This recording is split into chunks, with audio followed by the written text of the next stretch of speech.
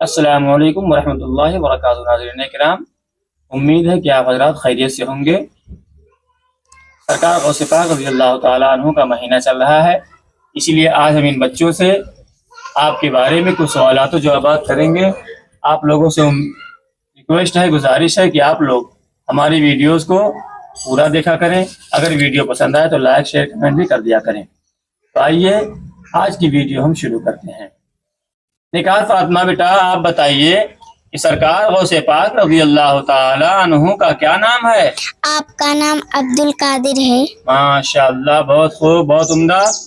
ٹھیک ہے، آپ بتائیے شیریں فاطمہ کہ سرکار غوث پاک رضی اللہ تعالی عنہ کے پیارے والد کا کیا نام ہے؟ حضرت ابو صالح موسیٰ زنگی دوست رحمۃ اللہ تعالی۔ بہت اچھا، بہت خوب، ماشاء اللہ۔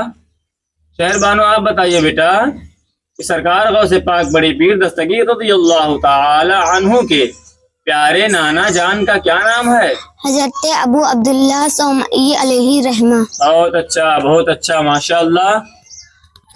نکات فاطمہ، آپ پھر سے بتائیے بچی کہ سرکار غوث پاک رضی اللہ تعالی عنہ کے پیاری والدہ کا کیا نام ہے؟ آپ کے والدہ کا نام ام الخیر فاطمہ ہے۔ بہت اچھا بیٹا، بہت اچھا، ماشاء اللہ۔